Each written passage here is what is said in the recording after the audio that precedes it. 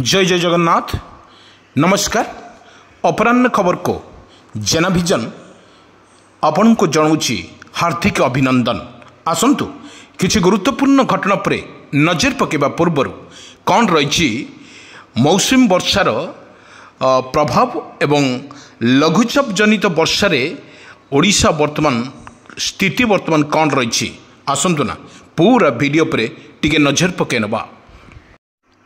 हाँ आज्ञा, भयंकर हेउछि अवपात प्रबल अति प्रबल वर्षा 50 ରୁ 60 किलोमीटर बेगरे रहिबो पवनर बेग, किंतु ऊपर थिबा गभीर अवपात शुक्रवार दुर्बल हेउछि।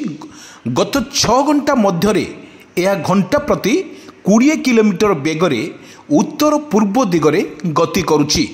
बांग्लादेश एवं 60 किलोमीटर पश्चिम दक्षिण पश्चिम ढाकारु 110 किलोमीटर पश्चिम उत्तर पश्चिम भारत में 120 किलोमीटर उत्तर पूर्व एवं सिक्किम रु 300 किलोमीटर पश्चिम एवं दक्षिण पश्चिम रे अवपात थिला।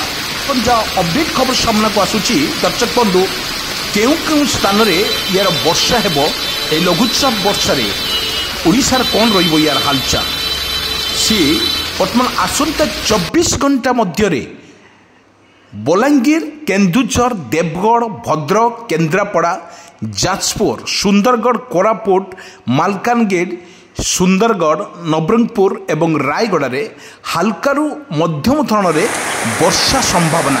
सेपटे सुंदरगढ़ रे सर्वाधिक 36.5 डिग्री सेल्सियस रेकर्ड मध्य कर जायतला बेले सर्वनिम्न तापमात्रा रायगढ़ रे 22.6 डिग्री सेल्सियस रु रेकर्ड हेउछि।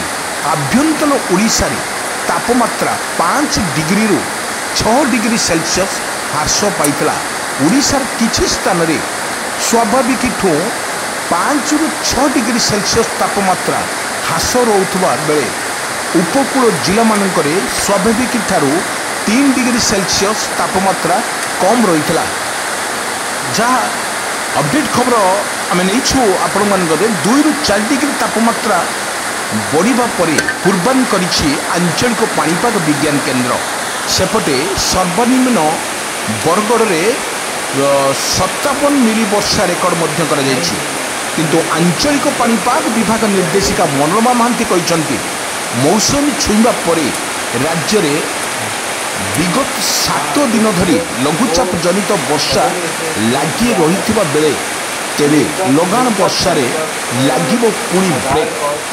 आगुकू से बड़ी बड़ धरण वर्षा संभावना नथिबा बेले मौसुमी जनित वर्षा परिमाण मध्य सेपरी देखा मिलिबो नाही। किंतु से मध्य कहिसंती गत 24 घंटे आभ्यंतर ओडिशा रे हल्कारु मध्यम धरण वर्षा मध्य रेकर्ड होइतला बेले अधिक वर्षा बरगढ़ 57 मिलीमीटर वर्षा रेकर्ड करा जायछि।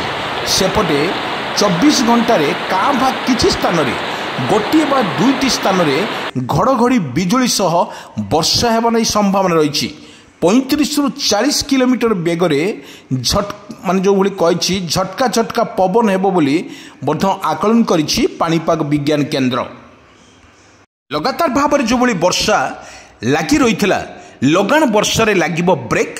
जून 1 रु बढ़िबो ताती। वर्तमान वर्षा मिलिबो आश्वस्ति खूब शीघ्र हेबो। पागर परिवर्तन राज्य रे कमिबो वर्षार परिमाण बढ़िबो तापमात्रा। आसंता काल ठारू ओडिशा रे कौनसी पागर सतर्क सूचना नहीं। लघुचाप प्रभाव हटिबा परे एणिकी कमिबो वर्षा। आसंता 1 रु वर्षार परिमाण कमिबो। आगामी 2 दिन परठारू बढ़िबो तापमात्रा। आमे जदि कहिबा एहा सहित दक्षिण पश्चिम मौसुमी वायु मालकानगिरी, कोरापुट एवं गजपति जिला को संपूर्ण आच्छादित करिछि।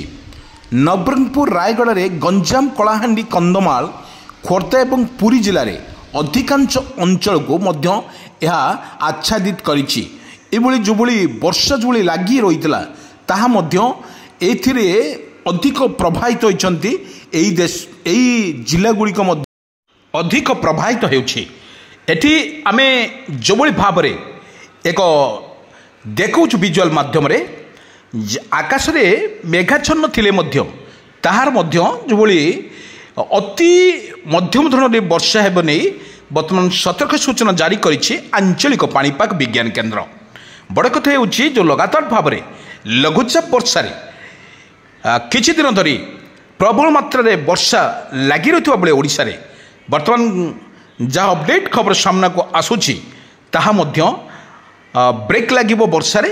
ଜୁନ୍ 1 ତାରିଖ ପର୍ଯ୍ୟନ୍ତ ପାଗର ପରିବର୍ତ୍ତନ ନିଶ୍ଚିତ ରହିବ ଏବଂ ପାଗର ପରିବର୍ତ୍ତନ ସହିତ ବର୍ତ୍ତମାନ ଯେଉଁଭଳି ଗରମ ଅନୁଭୂତ ହେଉଥିଲା ପୁଣି ପୂର୍ବ ଅବସ୍ଥାକୁ ଗରମ ଫେରିବ ଏବଂ ବର୍ଷାର ପରିମାଣ କମିଯିବ। କିନ୍ତୁ ଲଘୁଚାପରେ ଜନିତ ଯେଭଳି ବର୍ଷା ଲାଗି ରହିଥିଲା ଓଡ଼ିଶାରେ ତାହା ମଧ୍ୟ ଦେଖିବାକୁ ମିଳିବ ନାହିଁ। କିନ୍ତୁ ବର୍ତ୍ତମାନ ଯାହା ଦେଖାଯାଇଛି 1 ତାରିଖ କତରୁ ପୁଣି ଖରା ଏବଂ ଗରମ ଏବଂ ଗୁଳୁଗୁଳି ଲାଗି ରହିବ ବୋଲି ଆକଳନ